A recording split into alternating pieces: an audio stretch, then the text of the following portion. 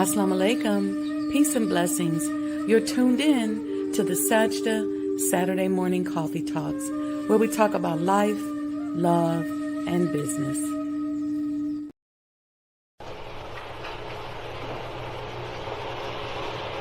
O Allah, guide me among those whom Thou hast guided aright, and preserve me among those whom Thou hast preserved, and befriend me among those whom Thou hast befriended. Bless me in whatsoever Thou dost grant me, and deliver me from the evil of what Thou hast judged. Surely Thou judgest, and none can judge against Thee, and he whom Thou befriendest is not disgraced. Blessed art Thou, O Lord, and exalted be Thee above what they set up besides Thee. I bear witness, nothing deserves to be served besides Thee, and I bear witness that Muhammad is Thy servant and apostle. Amen.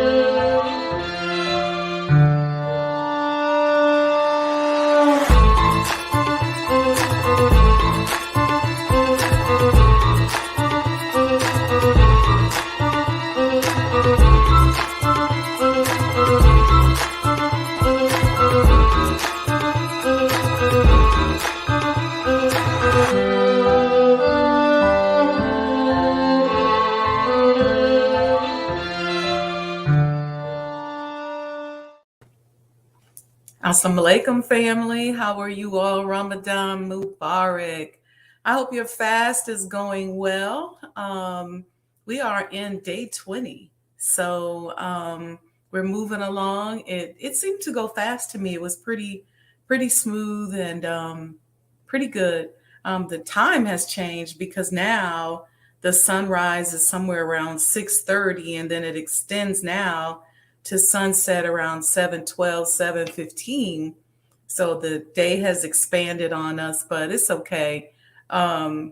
we are moving right along. And hopefully, through this fasting process, and I would enjoin anyone, whether you're a Muslim or not, to fast, um, because fasting helps you to restore your discipline.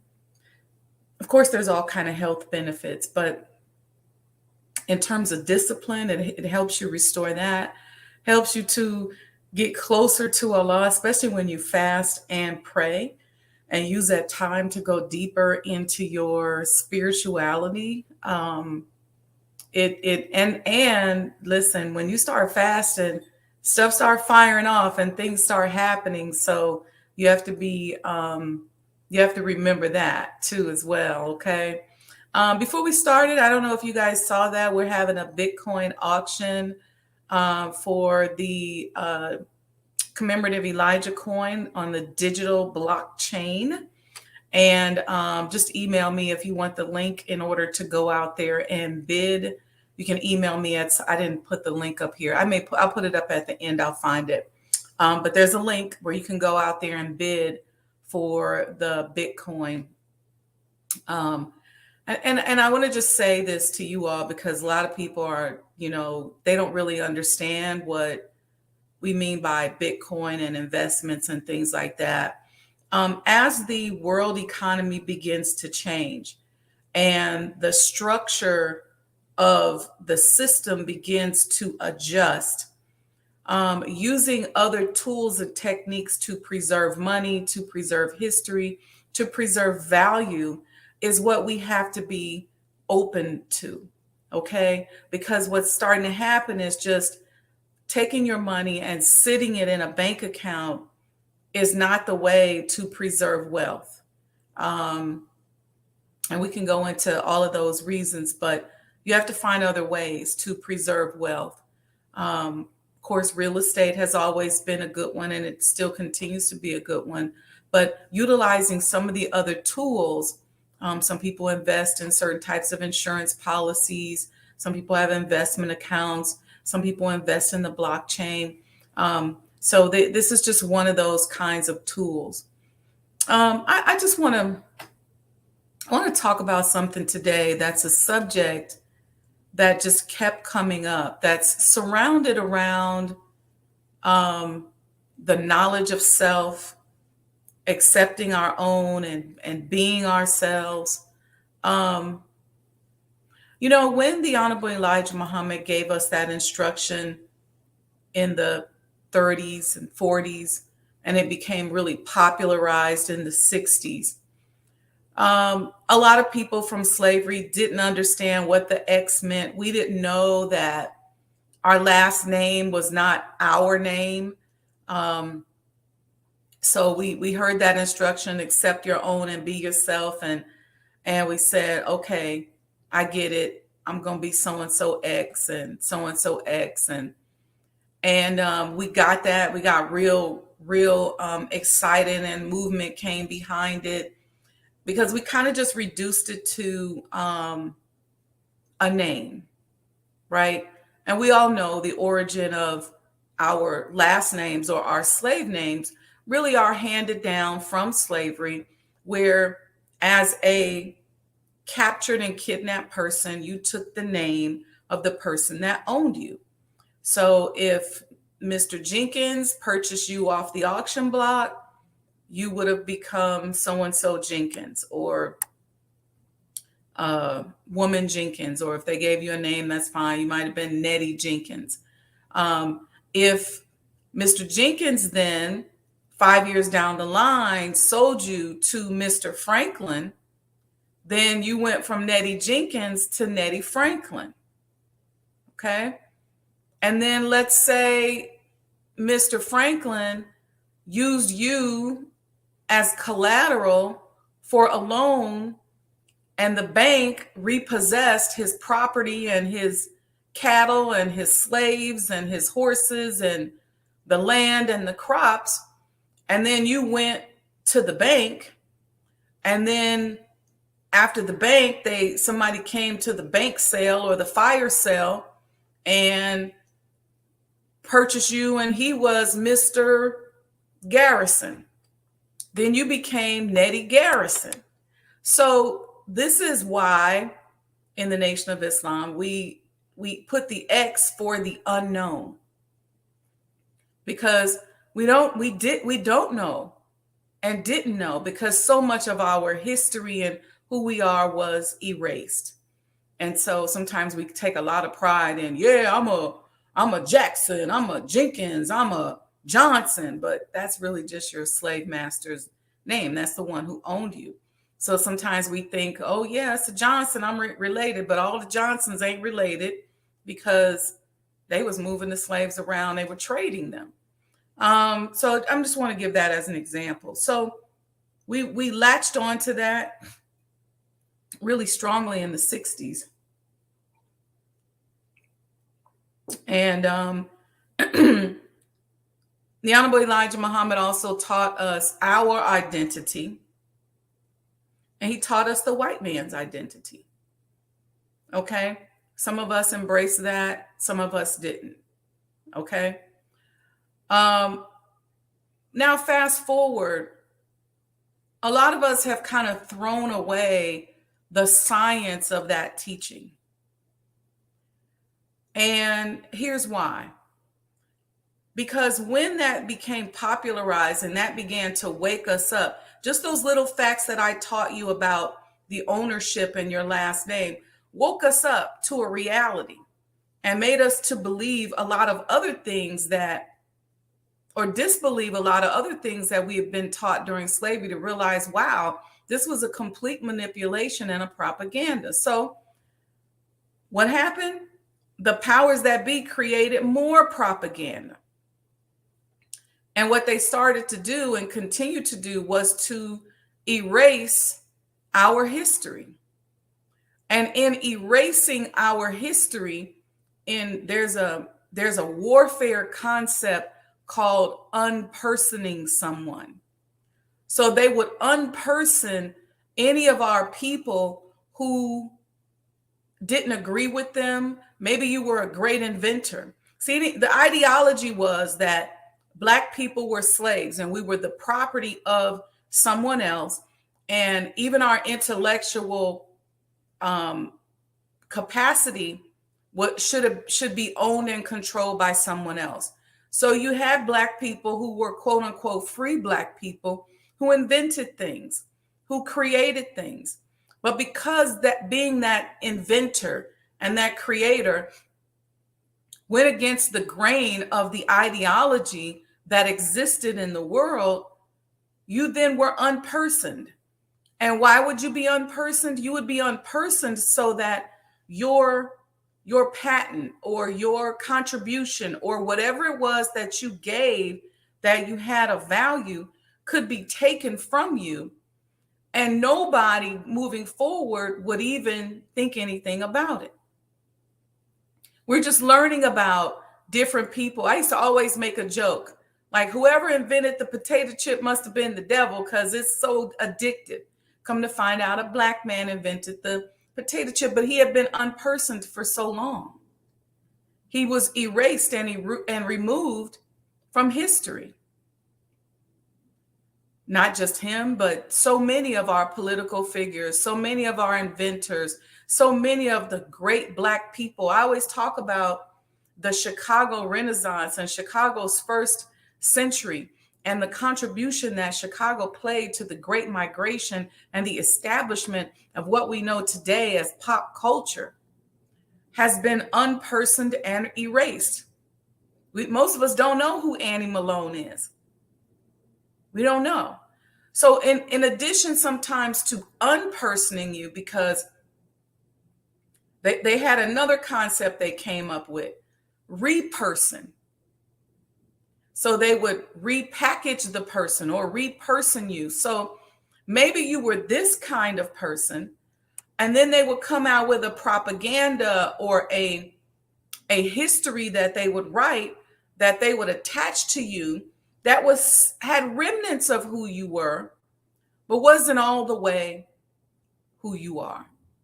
You can see that with Martin Luther King. When you really study Dr. King, the image that we have of Dr. King is only a remnant of who he was. When we look at the Honorable Elijah Muhammad, I've had people offer me money.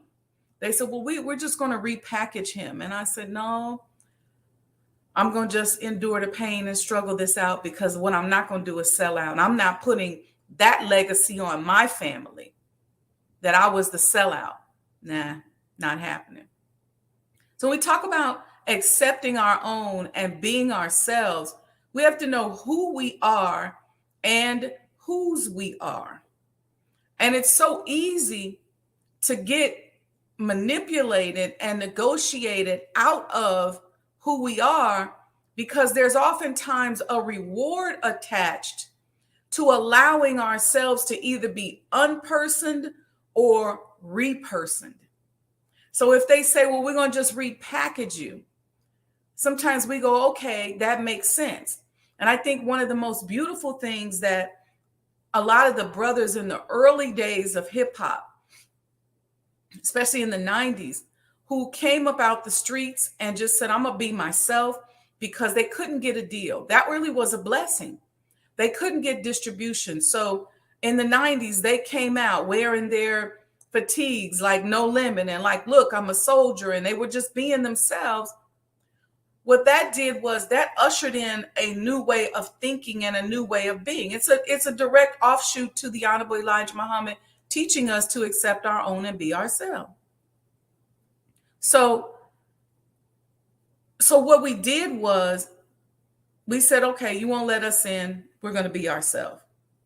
And that's what a lot of people did during hip hop. But then they jumped into hip hop and started repackaging people, repersoning people. And what is the motivation or the incentive for the repersoning and the repackaging?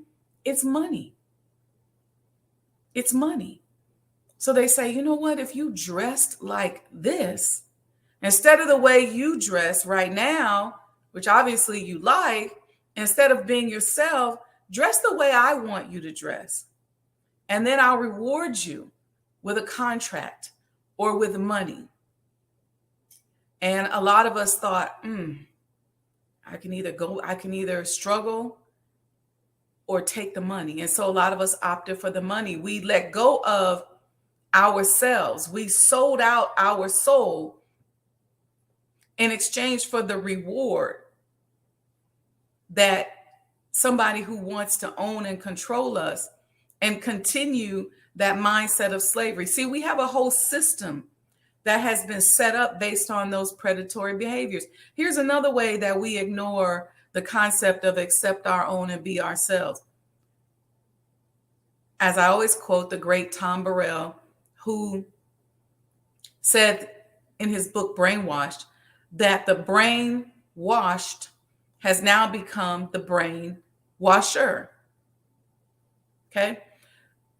A lot of that is because they've designed a system around us. And a lot of us think that the only way to do business is to be a predator. And some of us are so filled with deceptive intelligence that we're not walking around saying, I want to prey on you. I want to be a predator. We really think we're good people. We really think we're helping, but we're really preying on somebody because we're trying to negotiate them out of being themselves and into being what we want them to be. It's something we've learned from this system and this man who has run this system. Negotiate them out of being who they are. And you can do that in the name of, I want to love you. I want to protect you. I want to take care of you. I want to help you get to the top. Here's what happens with that. It worked in the 70s and the 80s. But now we're living in the day and time of the manifestation of God. This is not the day and time to deny or denounce who you really are or whose you are. This ain't the time. Who you are now today is your currency. We're living in a day and time where your authenticity is your currency. It's your protection. It's your passport to the next stage, to that next elevated places like we talked about, that next elevated place like we talked about a few weeks ago. Accept your own and be yourself.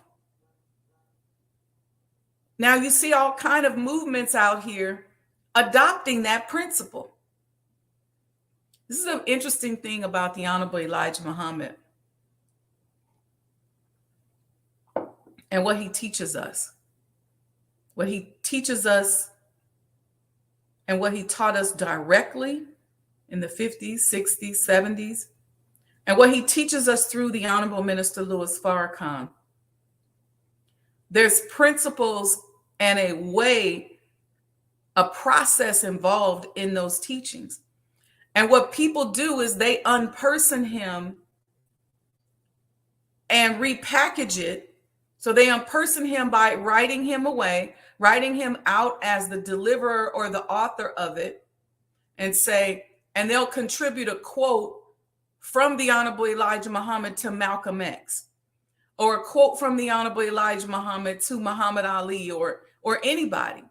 They'll attribute that quote. They'll totally unperson him, take his name off of it, and give it to somebody else. And so we think that that person said it because it goes into pop culture and it becomes propaganda. And then they take the concept. He told us to eat one meal a day. And now they say, well, intermittent fasting. And so intermittent fasting becomes the repackaging of it, right? Accepting your own and be yourself gets repackaged. When you look at these other movements, the LGBTQ plus movement, the women's rights movement, they're taking the principles of freedom, justice, and equality given to us by the Honorable Elijah Muhammad in the 50s, 60s, and 70s, and continue to be promoted and expounded upon and expanded through the Honorable Minister Louis Farrakhan. They're lifting the concept and taking it to their movement. And this becomes a way of life. I watched the Black Lives Matter movement. I remember when they were going down State Street in Chicago, and they had the Black Power fist. Where'd they get that from? All these posters with the fist. I watched our former president and his movement use the Black Power fist. I watched the rainbow get taken from us. Jesse Jackson had the Rainbow Coalition. We had the Rainbow Children. That was taken. And the whole concept of the rainbow removed, and whoever invented it gets unpersoned, and then the concept is repackaged and stolen. This is just a way of life in America. This is a Western way of living. And so oftentimes, those of us that are amateur in applying Islam and business do the same thing. But we do it in the name of Allah, in the name of love. We take a person's concept, we unperson them, and we repackage them. Or we say, I have something in my mind that I want this person to relay, or how I want this person to be. So I'm going to go and work with them. And in my working with them, I have now repackaged them. Let me tell you, one of the first things I do when I get a new client is I sit with them in the first session, which is a free consultation, so that I understand who they are, so that I'm careful not to unperson and repackage them. I see y'all all up in here. I'm gonna acknowledge y'all in a minute. I had something on my screen and it was blocking. So that I'm careful not to unperson and repackage them. So I'm asking who, and I'm listening to them so I can identify who they are Show that to them and say, now, how do you want to structure your business around this? And so some of the principles that I deploy is I make sure that I'm not mimicking the predatory practices of predatory capitalism, which has a business model in it that creates a system that is relying upon predatory behavior and oppression in order to succeed. And so I'm very careful to make sure I understand, what do you want? I'm not injecting anything in your head, and I will give you options. I'll say, okay, let's put together these 5 options. And then you pick. And then we figure out how to wrap the process and system we're developing around who you are. See, a lot of people don't know how to do business like that. They only know how to do business based on what they've seen in the streets. And they may mean well, and they may very well help you to be successful, but they're not helping you to sustain and get up out of this business model that no longer works. So this is a key point, and it's a new way of thinking and a new way of being that a lot of us aren't really thinking about, because we've been taught business by predators. And so even if we come in a nice way, even if we say, I don't want any money from the process. I'm not trying to get anything out of you. I'm just trying to help. I'm just trying to support. But oftentimes, even in that, we're still not liberating that person to be themselves. The greatest entertainers and artists that we know today are people who were able to be themselves. That's where the most power is. But because we are so down on ourselves, our self-esteem is so low. And as a collective, as Black people, we have low self-esteem. Even as Muslims, as a collective, as Muslims, we have low self-esteem. As a collective of people in the Nation of Islam, our self-esteem is low. We're always like, oh, I can't really be myself because they gonna trip. And we become victim to what somebody else is gonna do and what somebody else is gonna say, instead of petitioning Allah, who is the best knower, who is in charge, who we know no weapon formed against us will prosper. Now, let me say this. I'm not telling you to go out here and weaponize who you are. And some of us do that. We weaponize our Christianity. We weaponize being a Jehovah's Witness. We weaponize being a Muslim. I'm not talking about that. I'm talking about you just being yourself. You don't have to change who you are in order to be successful. You really don't. In fact, about it, since Allah came to make himself known, okay, he's like water. He's looking for, where can I come through? Where can I make myself known? Right there in this person who's accepting their own and being themselves. Right here in this person. It's going to be hard if this person is altering. And so when you are your authentic self, you're a refreshment. You're a drink of water. You're a magnet to others who are trying to find their way up out of a system that has always told us we are not good enough. See, we're waking up today.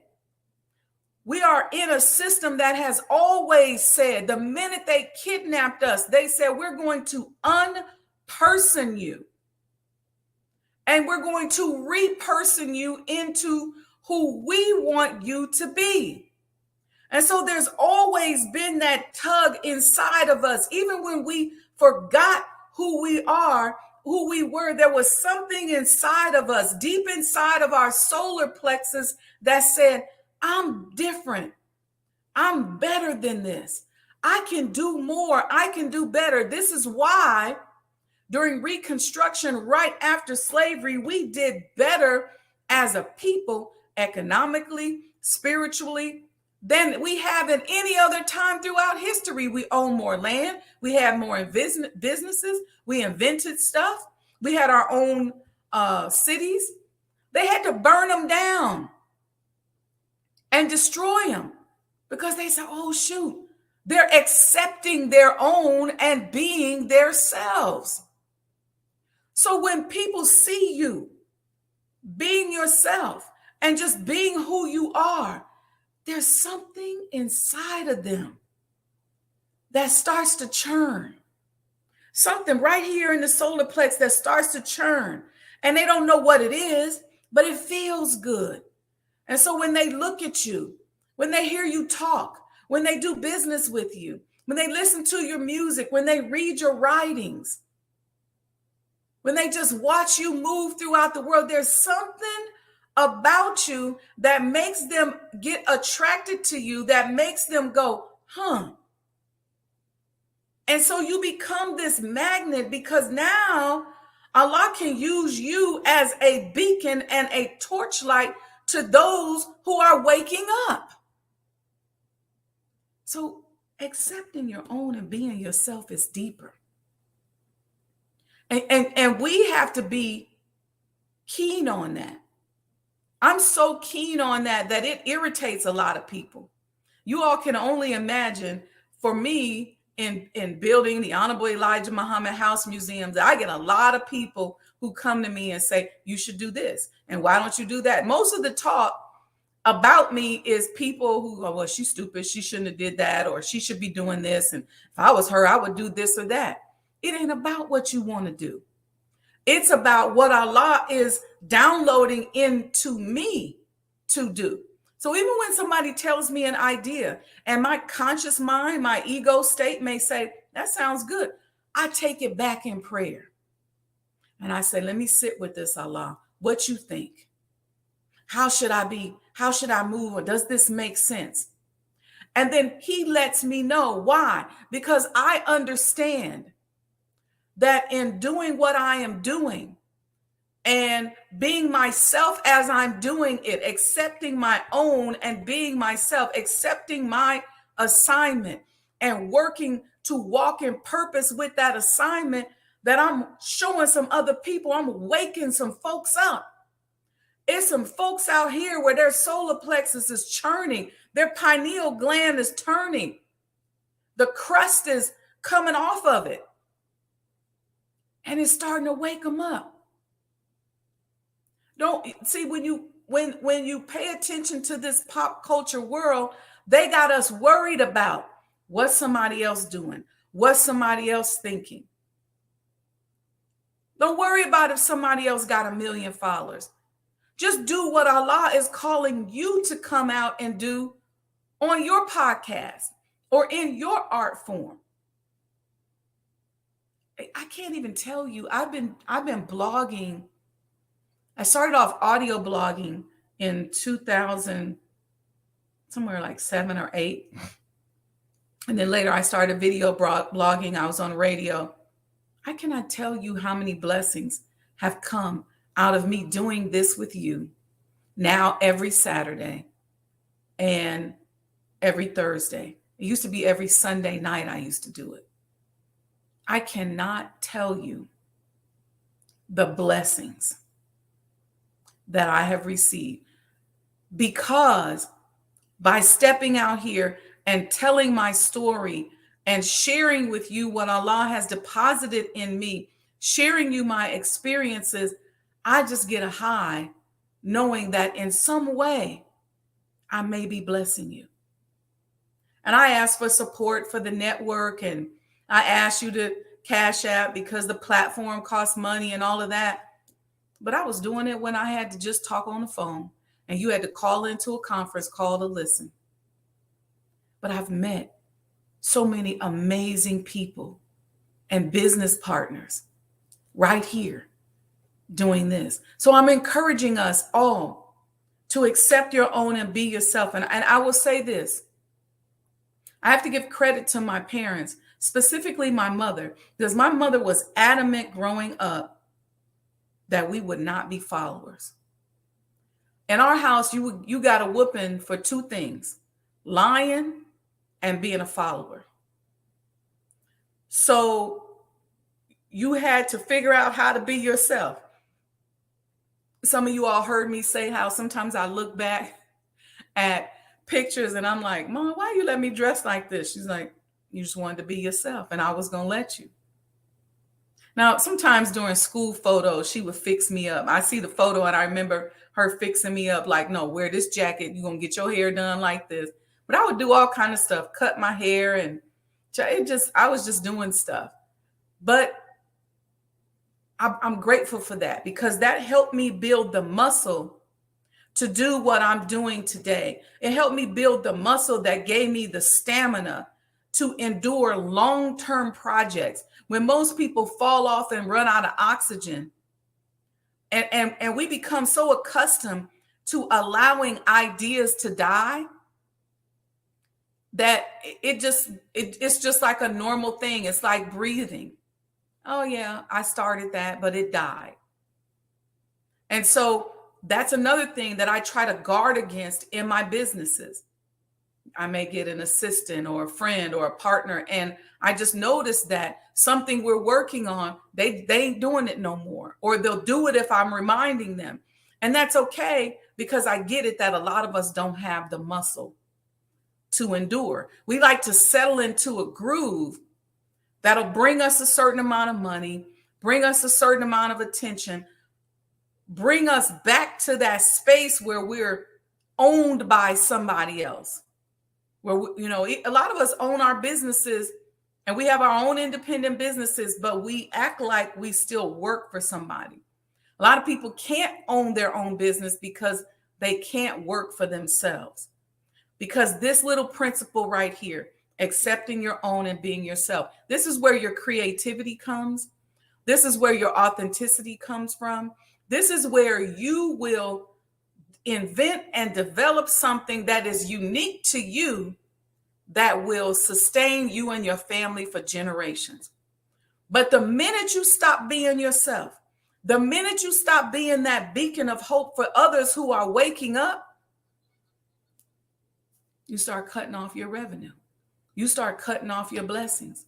You might gain a little momentum, but then it becomes like, well, where do I go from here?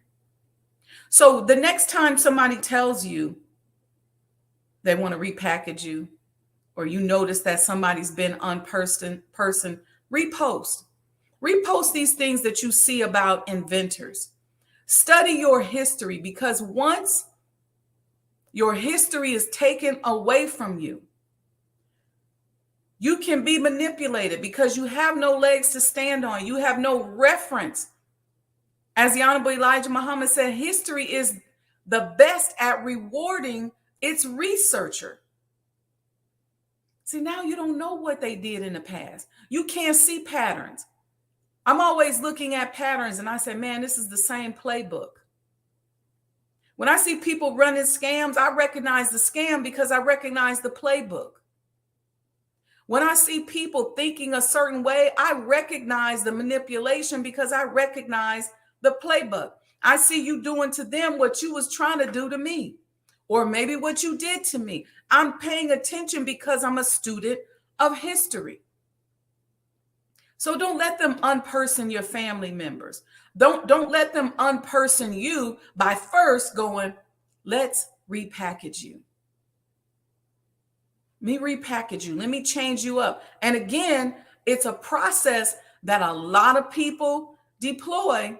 And why do they deploy it? Because they've seen it done, or they deploy it out of fear. And here's the last thing I'm going to say before we go. A lot of us love and support out of fear.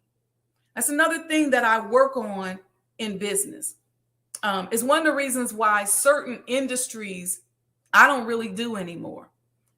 Many of you know that back in the day I had a entertainment business. I don't do that and have no desire to be in that business anymore. And so I admire people like Golden Child that we had on Thursday, who are developing their own movement and their own way of doing things, because in that industry, you have to unperson and repackage in order to make it. And it's too much morphing and changing that you have to do in order to get to the bag, unless you create your own system, unless you create your own process, unless you come up with a way to do it where you're creating a collective that supports you.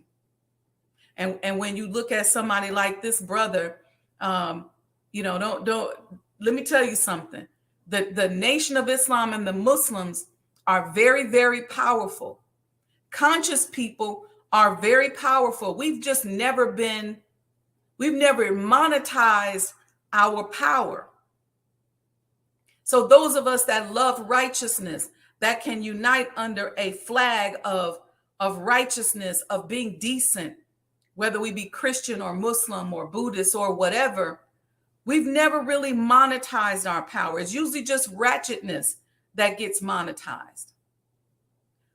But if we decide, you know what, I'm going to start supporting that sister with the podcast on the network, Sajdah Wendy Muhammad, because I like the righteous way in which she tries to approach business. And we start to use our unity and change the algorithm and get behind righteousness. Trust me, you will see us make some changes, and we're going to make some money, and we can outpace, outchart anything that's out here. But just don't forget, you have to be yourself. You have to be yourself. The minute you start changing, the minute you start adjusting, you're going to take away some of your power. So when we get behind artists who are not ratchet, who we love, people are so tired of ratchetness that now you have old school concerts that are popping up. They call it old school, like SWV and Escape. They're doing a tour. That tour is going to make so much money. New Edition, it's going to make so much money. And you didn't see that back in the day, but it's because now people are so tired of ratchetness. They just tired. And so when an alternative comes up, that alternative can really make money as long as they stay true to who they are. And I'm going to say this one other thing, and this is to the Muslims. The world doesn't know us. The world has never gotten a chance to really know us. All you see of us is you see us drilling. You see us in our uniforms and our headpieces. You see us on social media and on television, but you don't know the soul of us. You don't know who we are. You don't know where we came from. You don't know where we were what we was resurrected up out of when we joined these teachings. You don't know how Allah saved us from going down a certain road that may have been destructive, or that probably was destructive to ourselves. You don't really know us, and you don't know our story. And this is why, and I say this to Muslims, they don't know us. So get out there and tell your story. We still in the resurrection business. Get out there and tell your story. And guess what? Your story, your true and authentic story about how these teachings have saved your life and redirected you would be so interesting. You are adding another layer to Black history, to the story of Black people, that you will disrupt. We will break these algorithms out here. Tell your story. That's why I tell you my story in business as Wendy Muhammad, and presenting myself as Wendy Muhammad. I'm not foreign. I'm not from another country. And I would get that all the time. Oh, you must be from Ethiopia or something like that, because you couldn't possibly be a Muslim convert from the Nation of Islam because they're not smart. They don't do business. They're not in the, this is the things I would hear. And I say, let me show you. And with that fuel, Allah allow me to break a lot of records. See, first you got to stop being scared though. You got to stop being scared, and you have to believe and you have to have faith, which is two different things. You have to believe in the power of Almighty God, Allah, and you have to have faith that that power is real. So you got to stop being scared. And so I would always go beyond my intellectual capacity, whether it was building a hospital when I knew a lot of people thought I couldn't do it. Because I said, you know what? This is going down in history. This is for my family. This is for my people. This is for my legacy. And at the end of the day, when you pull them permits, when you look at that, when you look at the records and the documentation, and thank God now for the internet and the blockchain and ways in which these things can't be erased and can be preserved, you can't take that away from me. There's a lot of other projects that I've done and things that I've worked on where I had to push all the way to the edge. And just as I was about to fall off on the edge, Allah was right there, strengthening my faith, strengthening my belief in Him, strengthening my love for Him and my confidence to rely on Him. So people don't know you. They don't know us as Muslims, just like they don't know Allah. But they can get to know Allah by getting to know you. So don't unperson yourself and reperson yourself because you're just following a business model that has been out here for years and they got you shook up and scared. Accept your own and be yourself. I see y'all in the chat. We're going to get out of here. The sun has already come up. Brother Donald is there. He said, peace, queen. Good morning, mom. Happy Saturday. Sister Betty, welcome, welcome. Happy Saturday. Great morning. Brother Lamont, walaikum salam. Good morning. Ramadan Kareem. Brother Victor, walaikum salam. Let's see. We got Sister Alita says, Assalamu alaikum, Ramadan Mubarak, morning blessings, everyone. So, walaikum salam, Ramadan Kareem to you. Assalamu alaikum, Muhammad El Barkawi. Welcome, welcome. Sister Nubia Latifa says, happy Saturday, Sister Sajdah and the Winner's Circle. I see Sister Sandra here. She says, Assalamu alaikum. Who else we got up in here? Magnolia Crescent, Ramadan Mubarak. Ramadan Kareem, Magnolia Crescent. That's Brother Anthony and Sister Karima. Let's see. Brother Lamont making a comment about intermittent fasting. That's exactly right. Sister Crystal said, this blessed me so much. Thank you and praise be to Allah for accepting your own and being yourself. Thank you, sis. That's the best compliment you could give me, that it blessed you. Listen, you all. Support the network, hit the super chat at the bottom, go to the Cash App. Don't forget, we do have the Bitcoin auction going on, the commemorative Elijah coins. Oh, shoot, I just dropped it. But the commemorative Elijah coins, and it went across the room. Okay, the commemorative Elijah coins are also available. And let me say this. Give you a few quotes from the Honorable Elijah Muhammad as we go out. Oh Allah, please let me continue to be a believer and let no man deceive me and take away my reward. That's what this talk has been around. Don't be deceived either by love or by hate, and don't let fear negotiate you out of your reward. He also said to us, do not withhold your good just because another withholds his or her goods. You do your part.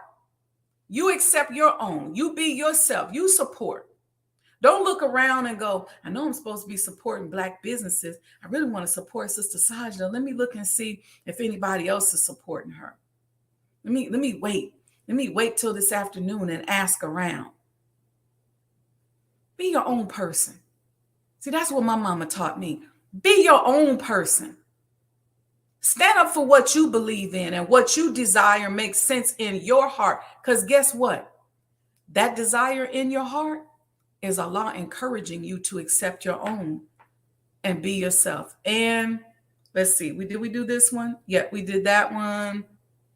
All right, so make sure you like and subscribe. You all got it. I think y'all got the message. All praises due to Allah. Thank you, thank you, thank you. Let's see. We'll be back Thursday, inshallah. I am working on some everyday shows, in particular coffee talks. So it'll be Sajdah coffee talks every day. So I'm working on it, just trying to figure out how to do it, without too much drama. We can make it a produced show. And what I may do is produce some of them where they would be replays, but then I really like this live concept. So I think what we may do is just kind of go with a still camera and just some mornings sit in the park and do it. And some mornings be in the kitchen and be in different places. Some morning with the other camera that I bought, we can have guests that can come in actually, and so we're going to play around with that and see what we can do. All right. Peace and blessings, family. Love you all very much. Ramadan Mubarak.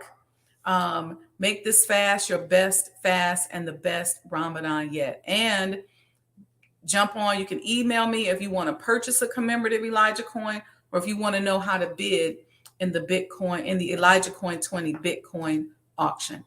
Peace and blessings, family. Assalamu alaikum.